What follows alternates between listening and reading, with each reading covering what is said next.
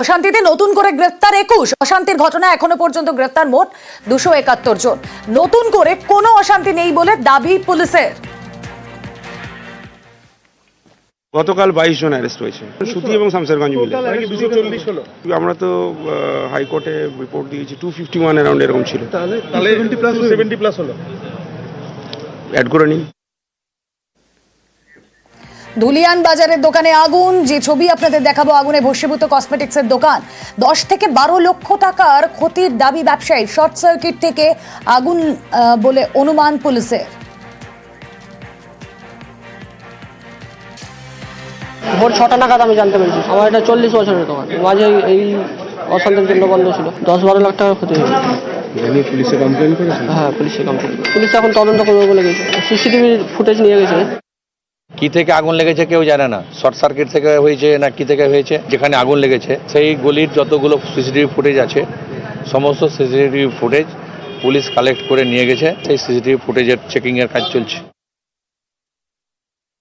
সকালবেলা অ্যারাউন্ড 6:15 এরকম আমার পুলিশ পিকেট কাছে ছিল। ওরাই প্রথমে দেখে যে দোকানের শাটারের নিচে দিয়ে ধোঁয়া বেরোচ্ছে। তো তারপরে মালিককে খবর দেওয়া হয়, মালিক আসে, শাটার খোলে এবং পুলিশ এবং সঙ্গে ওদের মালিক এবং আশেপাশে যারা ছিল তারাই ওটা আগুনটা নেভায়। আমরা 3-3টে টিম দিয়ে ডিফারেন্ট টাইমে ওটা ভিজিট করাই। ওখানে বাইরের থেকে ঢোকার কোনো অ্যাক্সেস পয়েন্ট নেই, কোনোভাবেই সম্ভব না যে কেউ ঢুকে ওখানে আগুন ধরিয়ে দেবে। প্রাইমারিলি এখনও যেটা বোঝা যাচ্ছে যে ওটা খুব সম্ভবত শর্ট সার্কিট থেকে আগুনটা ধরে।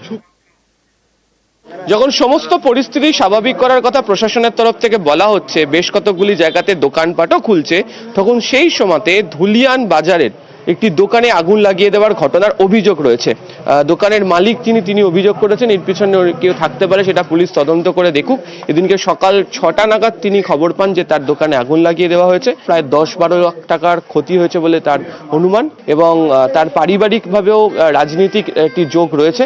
অবশ্যই গত কয়েকদিন ধরে অশান্তির কারণে এখানকার একাধিক দোকানপাট বাজার সমস্ত বন্ধ রাখা হয়েছিল। পুলিশের তরফ থেকে বলা হচ্ছিল যে দোকানপাট খুলতে হবে, এবং সেই প্রচেষ্টাও আজকে সকাল থেকে শুরু হয়। কিন্তু ধুলিয়ান বাজারের এই লক্ষ্মীবিড়ি রোডের এই আগুন লাগার ঘটনার পর ফের নতুন করে ব্যবসায়ীদের মধ্যে আতঙ্ক তৈরি হয়েছে। প্রশাসনের তরফ থেকে অবশ্য বলা হচ্ছে তারা তদন্ত করে দেখছে, এবং কে বা কারা এই ঘটনার সঙ্গে জড়িত তাদের বিরুদ্ধে উপযুক্ত ব্যবস্থা নেওয়া হবে বলে পুলিশের দাবি। ক্যামেরা অসিত দাসের সাথে আবির ঘোষ, নিউজ 18 বাংলা, ধুলিয়ান। আগুন ঘিরে গুজব ছড়ানোর অভিযোগ, গুজব না ছড়ানোর আবেদন পুলিশের। স্বাভাবিক অবস্থায় নিয়ে যাই। যে সকল দোকানদার ব্যবসায়ী বন্ধু দোকান বন্ধ রেখেছেন, এখনো তাদের উদ্দেশ্যে বলবো যে আপনাদের কর্মচারীদেরকে ডাকুন এবং দোকান ব্যবসাটা চালু করুন। গুজব ছড়াবেন না, আর গুজবে কান দিবেন না। গুজব ছড়াবেন না, গুজবে কান দিবেন না। সবাই আসুন, আমরা কাঁধে কাঁধ মিলিয়ে। পরিস্থিতি স্বাভাবিকই আছে। বেশিরভাগ দোকানে খুলে গেছে, কিছু দোকান বন্ধ আছে, তাদের হয়তো মালিক নেই বা কর্মচারী নেই। মালিক কর্মচারী না থাকলে তো চালু থাকবে না। বন্ধ, সেগুলো কি খোলাবেন? খুলছে, মানুষ নিজে থেকে খুলছে, আমরা খোলাচ্ছি না, লোক খুলছে। আমরা আবেদন করছি, আমরা মাইকে আবেদন করছি আপনারা সচল রাখুন, স্বাভাবিক রাখুন, কিন্তু মানুষ সাড়া দিয়ে খুলছে। শামসেরগঞ্জের বিধায়ক তিনিও নিজে রাস্তায় নেমেছেন। রাস্তায় নেমে তিনি মাইকিং করছেন। যে সমস্ত দোকানপাট বন্ধ রয়েছে তাদেরকে প্রশাসনের তরফ থেকে আশ্বস্ত করা হচ্ছে দোকান খোলার জন্য, সেই বার্তা তিনিও দিচ্ছেন। তাদের বক্তব্য, যারা কর্মচারী নেই তারা কর্মচারীদেরকে নিয়ে আসুন, এবং মালিক যারা বাইরে রয়েছেন তাদের পরিবারেরও যদি সদস্য কেউ থেকে থাকেন তারাও এখানে এসে যেন দোকান খোলেন। পরিস্থিতি অনেকটা স্বাভাবিক হয়েছে, সমস্ত ধরনের নিরাপত্তার ব্যবস্থা করা হচ্ছে। আগামী দিনে নতুন করে কোনো সমস্যা তৈরি হবে না, সেই বার্তা দিতেই এবার মাইক হাতে এলাকাতে ব্যবসায়ীদের নিরাপত্তা সংক্রান্ত বিষয়ে সচেতনও করে দিচ্ছেন তিনি। একই সঙ্গে তার বক্তব্য, কোনো গুজবে কান দেবেন না, গুজব থেকে বেশি করে অশান্তির ঘটনা ঘটছে। পরিস্থিতি স্বাভাবিক হচ্ছে, ধুলিয়ানের পরিস্থিতি স্বাভাবিক করার জন্য সকলকেই দায়িত্ব নিতে হবে। মাইক নিয়ে বার্তা স্থানীয় বিধায়কের। ক্যামেরা অসিত দাসের সাথে আবির ঘোষ, নিউজ 18 বাংলা। ধুলিয়ানে অশান্তির জের, ব্যাহত পড়াশোনা, বন্ধ স্কুল, বন্ধ পরীক্ষা, পড়াশোনার সব সামগ্রী আগুনে পুড়ে ছাই। স্কুলের পোশাক, বই, ব্যাগ পুড়িয়ে দেওয়া হয়েছে। ধুলিয়ানের দুটি বড় স্কুলে পুলিশ ও কেন্দ্রীয় বাহিনীর ক্যাম্প বসানো হয়েছে। সিলেবাস শেষ করানো নিয়ে চিন্তায় শিক্ষকরা।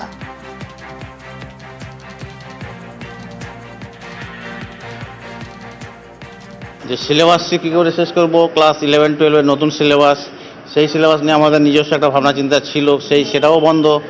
ফার্স্ট সামেটিভ যে পরীক্ষা ছিল সেটাও ইনকমপ্লিট অবস্থায় বন্ধ হয়ে রয়েছে। এখন একেবারেই ছাত্রছাত্রীদের প্রচুর ক্ষতির মধ্যে। আমরা শিক্ষক মশাইরা আমরাও বুঝতে পারছি না যে ঠিক আমরা কিভাবে এগোবো, কি করবো। না, এটা তো আমরা তো যা সরকার যেভাবে আমাদেরকে বই দিয়েছে প্রতি স্টুডেন্ট প্রতি ব্যাগ এবং বই, সেগুলো তো দিয়ে দিয়েছে, ইউনিফর্ম দিয়ে দিয়েছি।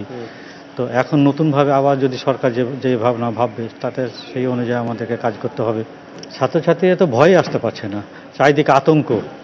পরীক্ষা তো আমাদের চলছিলই, ফার্স্ট ইউনিট টেস্ট চলছিলই, অর্ধেক হয়েছে অর্ধেক হয়নি। সব বাড়ি ঘর পুড়ে গেছে, যা ছেলে মেয়ের কাগজপত্র, নথিপত্র, দলিলপত্র, কাগজ সবই পুড়ে গেছে। বাড়ি ঘরে নাই কিছুই। আমি ছেলে মেয়েকে যে পড়াবো, কিভাবে ডকুমেন্টস পাওয়া যায়, কিভাবে ভর্তি করব, এটাই চিন্তা করছি। কিভাবে বাড়ি ঘর করব, এটা চিন্তা করছি। তো ছেলে মেয়েগুলাকে তো বাইরে সব ভয়ে পাঠিয়ে দিয়েছি। কিন্তু কোনো ডকুমেন্টস বলতে ছেলে মেয়ের বই, খাতা, নথিপত্র, জন্ম সার্টিফিকেট, আধার সার্টিফিকেট কিছুই নাই, সবই পুরে ছাই হয়ে গেছে। টাকা পয়সা, দলিলপত্র, ঘর বাড়ি সবই জ্বালিয়ে দিয়েছে। বিছান কাঁথা একটাও কিছুই টানতে পারিনি। সবই পুড়ে গেছে। এবার মাধ্যমিক পরীক্ষা দিলাম, মাধ্যমিক পরীক্ষা কোনো কাগজপত্র কিছুই নেই। এবার 11 ভর্তি হব, তো সেরকম কিছু জিনিস নেই। বাড়িতে বইপত্র, ব্যাগ ট্যাগ সব কিছু ছিল, সব কিছু পুড়ে গেছে। আর এখন কোনো কিছুই নেই। এখন কি খাবো ওটাই দেখছি, যা ছিল সবই পুড়ে গেছে। পড়াশোনা এখন কি করা হবে, এখন তো কোনো কিছু দেখতে পাই না, সব জিনিস পুড়ে গেল। ঝগড়া ঝামেলা লেগে বন্ধ আছে স্কুল এখনো। গ্রামের দিন খুব খারাপ করে কাটছে। এখানকার জিনিসপত্র তো সবই জ্বালিয়ে দিয়েছে। স্কুলের মাস্টারমশাইরা কিছু জানিয়েছে তোদের কবে থেকে? কিচ্ছু বলেনি। কিচ্ছু বলেনি। স্কুলটা কি পুরো বন্ধ? পুরো বন্ধ, কোনো জায়গাতেই যেতে পারছি না, বাড়িতে তো বেরোতেই পারছি না। ভস্মীভূত বাড়িগুলোর মধ্যে হাতড়ে খুঁজে বেড়াচ্ছেন ছাত্রছাত্রীরা, যদি তাদের পড়াশোনার কোনো জিনিস পাওয়া যায়। এখানে অবশ্য খুঁজে পেতে পাওয়া যেতে পারে, সেটা হচ্ছে দুদিন আগেই শেষবারের জন্য যে পরীক্ষা ছাত্রছাত্রীরা দিয়ে এসেছিলেন, দিঘরি হাই স্কুলের ভূগোলের প্রশ্নপত্রের পোড়া অংশটি স্কুলে নিয়ে যাওয়ার, পরীক্ষা দিতে যাওয়ার জন্য যে বোর্ড, তাতে সেভাবেই আটকে রয়েছে, আর বাকিটা পুড়ে গিয়েছে। ছড়িয়ে ছিটিয়ে গোটা গ্রামের একাধিক বাড়িতে রয়েছে হচ্ছে স্কুলের পোড়া পোশাক, স্কুলের থেকে দেওয়া যে ব্যাগ তার পোড়া অংশ, আর কোনো অংশই, কোনো বইয়ের অংশের কোনো পাতাকেই এখানে খুঁজে পাওয়া যাবে না। এই যে ভস্মীভূত যে জায়গা, সেখানে যে কাগজ পুড়ে রয়েছে, সেখানে অবশ্য তারা যে বইগুলো পড়তেন তার সেই পোড়া অংশের টুকরো টুকরো বিভিন্ন দিকে ছড়িয়ে ছিটিয়ে রয়েছে। যে অবস্থা হয়ে গিয়েছে এই অশান্তির কারণে, যেভাবে ছেলে মেয়েদের বইপত্র, স্কুলের পোশাক, ব্যাগ সমস্ত কিছু পুড়ে গিয়েছে, আবার স্কুলও এখনো পর্যন্ত বন্ধ রয়েছে, তাতে শান্তি ফিরিয়ে আনার যে প্রয়াস প্রশাসন শুরু করেছে, সেখানে ছাত্রছাত্রীদের পাশে যাতে প্রশাসনের তরফ থেকে দ্রুত তারা দাঁড়ান এবং স্কুলের বই থেকে শুরু করে বাকি কিছুর ব্যবস্থা যেন তারা করে দেন, সেই আবেদনই রাখছেন বিভিন্ন গ্রামের বাসিন্দারা। ক্যামেরায় অসিত দাসের সাথে আবির ঘোষাল, নিউজ 18 বাংলা, মুর্শিদাবাদ। ধুলিয়ানের দোকানে লুটের ঘটনার তদন্ত শুরু শামশেরগঞ্জ থানার। ধুলিয়ানের এই দোকানের লুটপাটের ছবি ভাইরাল হয়, আর সেই ঘটনারই তদন্ত শুরু করলো পুলিশ। আজ সকালে বিপণনীতে যান তদন্তকারী অফিসাররা। ধুলিয়ানের তাণ্ডবের যে সমস্ত ছবি সামনে এসেছিল, তার মধ্যে ধুলিয়ান হাসপাতাল মোড়ের এই বিপণনীর ছবি ভাইরাল হয়েছিল, যেখানে দেখা যাচ্ছিল ভাঙচুর করার সাথে সাথে এই বিপণীর ভেতর থেকে সামগ্রী লুটপাট করা হচ্ছে। সেই দোকানেই আজকে শামশেরগঞ্জ থানার তরফে পুলিশ আসেন এবং তারা এনকোয়ারি করেন, এবং ইতিমধ্যেই দোকানটি সিল করে দেওয়া হয়েছে, কারণ এই মুহূর্তে এনকোয়ারি করা হচ্ছে কারা লুট চালিয়েছিলেন, কত ক্ষতি হয়েছে। কারণ ভেতরে যে ছবি আমাদের ক্যামেরায় ধরা পড়ছে, তাতে দেখা যাচ্ছে বিপণীর ভেতরে কোনো কিছুই অবশিষ্ট নয়, সমস্ত কিছু ভাঙচুর করার পাশাপাশি সমস্ত সামগ্রী লুটপাট করা হয়ে গিয়েছে। ক্যামেরা কাঞ্চনের সঙ্গে অমিত, নিউজ 18 বাংলা, ধুলিয়ান। আর এবার যে ছবি দেখাবো, ধুলিয়ানে হাসপাতাল মোড়ে লটারির দোকান দেখছেন সেই ছবি, যেখানে লুট হয়েছে প্রায় 20 থেকে 25 লক্ষ টাকা, এমনটা অভিযোগ। তথ্য প্রমাণ নষ্ট করতে দোকানের সিসি ক্যামেরা ভেঙে ডিভিআর ভাঙচুর করে নিয়ে চলে গেছে হামলাকারীরা। অমর ভগত ধুলিয়ান হাসপাতাল মোড়ের বাসিন্দা, পেশায় লটারি ডিস্ট্রিবিউটর। গত শুক্রবার জমায়েত শুরু হওয়ার পর দোকান বন্ধ করে এক কর্মীকে নিয়ে ভিতরে ছিলেন। বাইরে তাণ্ডব চলছিল। ভিতরে বসে দেখেন তার দোকানে ইট ছুঁড়ে মারছে, সিসিটিভি ভেঙে দেওয়া হচ্ছে। হঠাৎ শাটার ভেঙে ভিতরে ঢুকে শুরু করে তাণ্ডব। ভাঙচুর চলে, লুট করে ক্যাশ বাক্স, 4টে কম্পিউটার লুট, এসি মেশিন ভাঙচুর করা হয়। শুধু দোকান নয়, ভাঙচুর করা হয় বাড়িতেও। আমি যখন প্রসেশনটা বেরোয় আমি এবং আমার স্টাফ, যে সময় আমি দোকানে শাটার তালা মেরে আমরা বললাম ভিতরে কাজ থাক, গিয়ে অসুবিধা, এই মানসিক নিয়ে আমরা থেকে গেলাম ভিতরে। প্রথমে তো এলসিডি ক্যামেরা ভেঙে দিল, সে দেখলাম, বুঝতে পারলাম, তবুও ঘাবড়াইনি। মোটামুটি 1-1.5 ঘন্টা উপদ্রব করার পরে লাস্টে শাটার ভাঙতে সাকসেসফুল। মানে যে আমি যে উপরে লুকিয়ে গেলাম সেই ঘরে, আর উপরে ঘরে বসে আওয়াজ পাচ্ছিস, বুঝতে পারছিস, সব লুটপাট ভাঙচুর চলছে।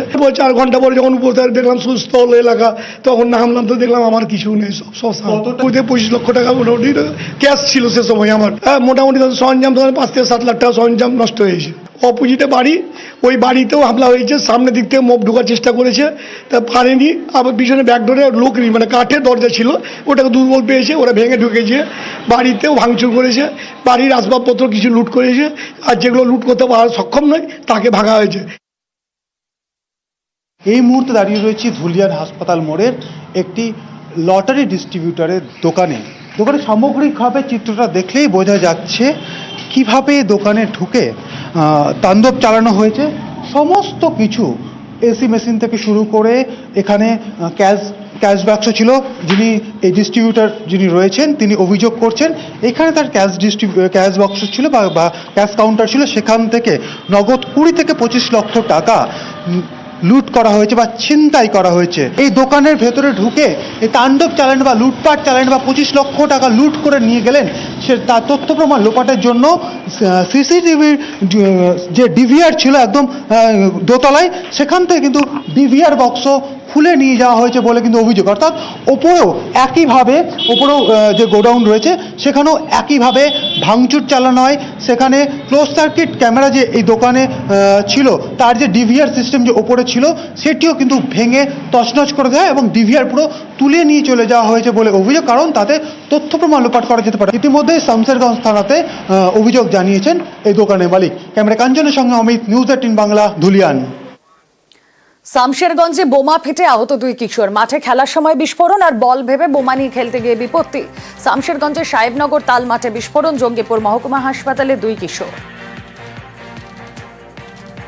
হাসপাতাল পাশে আমাদের বাড়িতে না, তো খেলাধুলা করছিল, ওখানে বম ছিল বোধহয়, কেউ রেখে গিয়েছে, বম ফোটাই বলে গেছে। এমনি খেলাধুলা করছিল, হাসপাতাল প্রত্যেকদিন খেলাধুলা করে, কোনো বল ব্যাট এমনি ছেড়ে দিলে আপনার গেছে বোধহয় ওই সাইডে আগে থেকে রাখা ছিল, বোধহয় ব্লাস্ট হয়ে গেছে।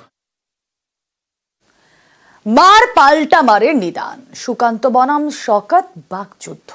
তৃণমূল নেতাদের গাড়ি থেকে নামিয়ে মারার হুমকি সুকান্তকে পাল্টা শওকত মোল্লা।